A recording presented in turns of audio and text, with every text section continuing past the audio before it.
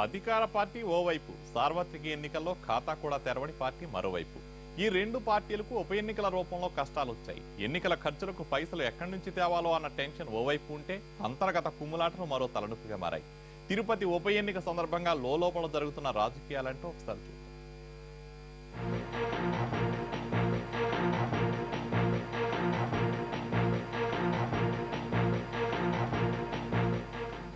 తిరుపతి అసెంబ్లీకి ఉప ఎన్నిక పొలిటికల్ హీట్ పెంచింది.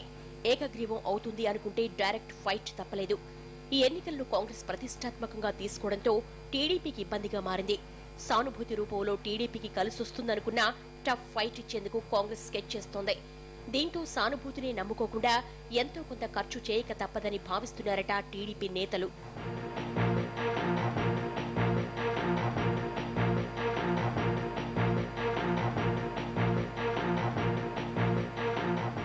ఎంత సానుభూతి ఉందనుకున్నా కింది స్థాయి నాయకులకు డబ్బులు ఇవ్వాల్సిందే అంటున్నారట నేతలు. ఇది నగర నియోజకవర్గం కావడంతో సెంటిమెంట్లు పెద్దగా పనిచేయవని, కాసులు కురిపించాల్సిందే అన్నది కొందరి అభిప్రాయమట.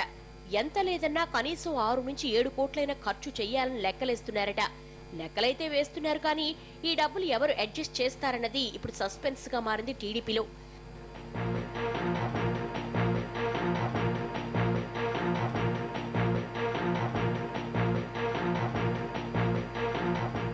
చిరంజీవి రాజీనామాతో జరిగిన ఉప ఎన్నికల్లో కాంగ్రెస్ అభ్యర్థిగా పోటీ చేసిన వెంకటరమణ భారీగానే ఖర్చు చేశారు. 2014 సార్వత్రిక ఎన్నికల్లో టీడీపీ నుంచి పోటీ చేసినప్పుడు అంతే. కానీ ఏడాదిలోపే మళ్లీ ఎన్నికలు రావడంతో టీడీపీ అభ్యర్థి వెంకటరమణ భార్య సుగుణమ్మ ఖర్చు విషయంలో ఆలోచిస్తున్నారట.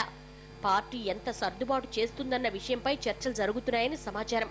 2 ఎన్నికలకు వరుసగా డబ్బులు ఖర్చు చేసి నష్టపోయామని, ఈసారి పార్టీనే ఖర్చు చేయాలని వెంకటరమణ సన్నిహితులు పార్టీ అధినాయకత్వం దృష్టికి తీసుకువెళ్లినట్లు తెలుస్తోంది.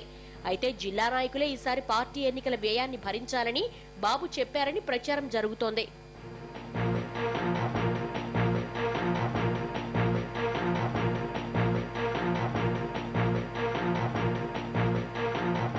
పైసల కష్టాలిలా ఉంటే టీడీపీలో విభేదాలు తలనొప్పిగా మారాయి.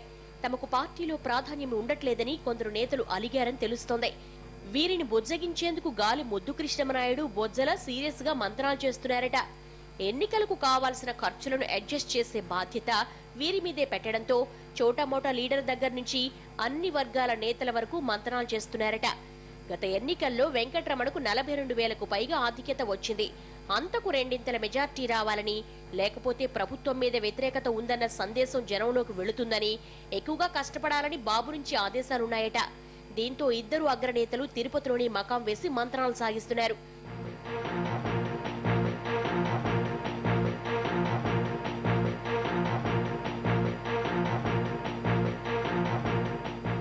ఇక కాంగ్రెస్ లో పరిస్థితి గొప్పగా ఏమీ లేదు. 40,000 ఓట్లు రాబట్టడమే లక్ష్యంగా బరిలోకి దిగింది కాంగ్రెస్.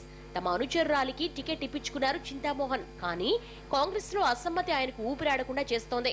ఎమ్మెల్యే వెంకటరమణ అవినీతి పరుడంటూ చింతామోహన్ చేసిన వ్యాఖ్యలపై కాంగ్రెస్ లోని వెంకటరమణ అనుచరులు గురుగా ఉన్నారట. ఉన్నన్ని రోజులు పార్టీ కోసం కష్టపడ్డ వ్యక్తిపై చనిపోయిన తర్వాత ఇలాంటి విమర్శలు చేయడంపై అసంతృప్తితో ఉన్నారట. మరోవైపు గత ఎన్నికల్లో పోటీ చేసి ఓడిన మబ్బు దేవనారాయణ రెడ్డి వర్గం కూడా చింతామోహన్తో అమీతుమీ తేల్చుకోవాలనుకుంటోందట. ఈ విభేదాలు ఎన్నికల్లో ఇబ్బందిగా మారొచ్చన్న వాదన వినిపిస్తోంది.